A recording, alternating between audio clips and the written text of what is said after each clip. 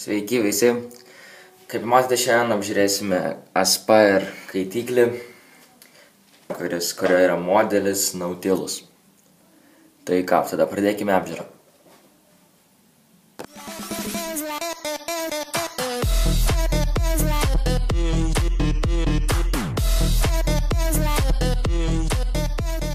Dabar tada atidarykime šitą dėžutę, pažiūrėkime, kas jie yra, kokia komplektacija ir aptarkime šitą kaitiklį. Štai atsidarom, pakeliame į viršų šitą ir randasi visa mūsų komplektacija. Pats kaitiklis, šitas kaip papuošalas, kad būtų kad atrodytų viskas gražiau, nebūtų matomas tas sriegis specialus ir papildomas kaitinimo elementas. Tada ištrauksiu kaitiklį, parodysiu jums, kaip čia viskas. Tai va, dabar prieikime. Štai čia yra nauja funkcija, ne nauja funkcija, bet čia yra 2 spiralių kaitinimo elementas, kuris pagerins jums skonį ir paduos daugiau garų. Čia yra dekoratyvinis žiedas tinkantis Ego sriegio baterijoms. Ir štai čia yra pats kaitiklis. Kaitiklis yra 5 ml talpos. Dabar pakalbėkime apie vieną iš pagrindinių dalykų, kuris randasi šiame kaitiklyje, tai yra oro reguliavimo sistema. Kaip matote, arba gal nežinote gal kol kas, tad dabar labai daug gamintojų pradėjo daryti su oro reguliavimo padavimo sistema. Štai čia ir randasi, tai reiškia, kad galima pasukti štai šitą kaip žiedą į šonus ir nuo to priklausys, ar jums reikės stipriau traukti ar ne. Štai čia, pavyzdžiui, yra didžiausias, reiškia, kad pro jį oras įeis į jūsų kaitiklį labai lengvai, arba čia yra mažiausias, kad jums reikės biškai pridėti pastangų, kad įpūs dūmų. Kada dar galime šitą pasakyti, kad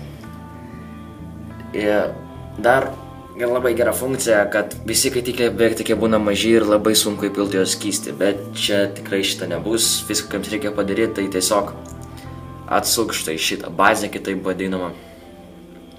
Ir štai čia iš šonus galima įpilti iš karto pusę buteliuko skysčio, 5 ml, tai čia iš šonus, negalim vidurį, nes iš karto užsiburbuliuos, reikės pravalinėti, bet štai čia iš šonus prie stiklo iš karto įpilam skystį.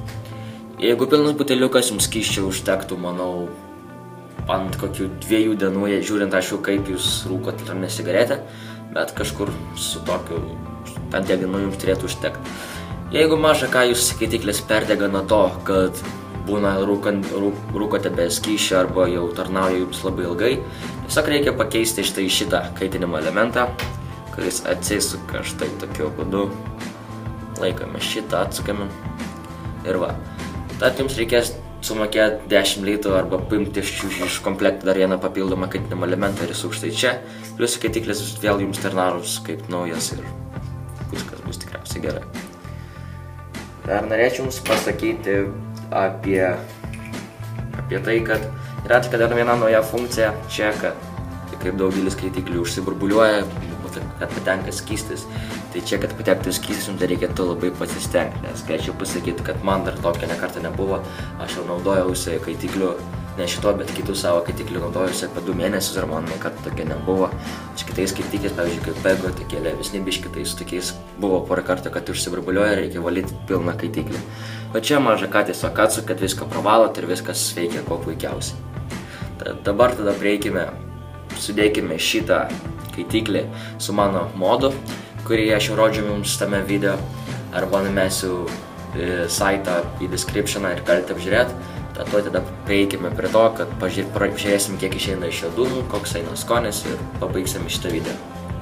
Tai dabar atėjo laikas išbandyti šitą elektroninę su Nautilus kaitikliu. Dabar užpilkime čia skysčio ir pažiūrėkime, kaip viskas veikia. Štai atsukime pro čia. Dabar naudosiu likvo skystį.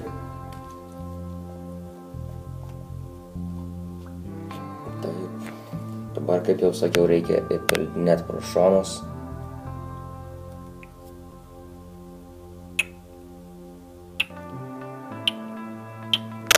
Ką manau, tiek užtenka.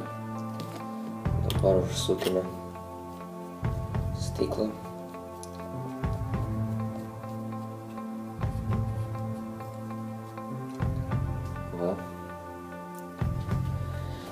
Tai žiūrim, kas gavosi šitą. Nustatome ant 14 vatų.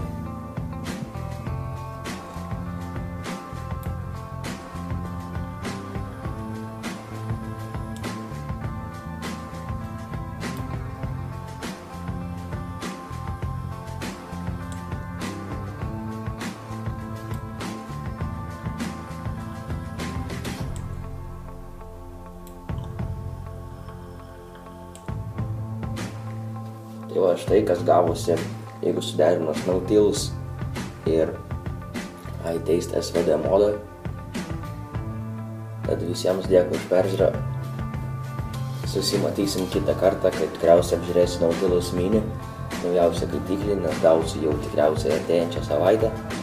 Dėkui visiems už peržiūrą, laikinkit, komentuokit, subscribinkit. Susimatysim vėliau.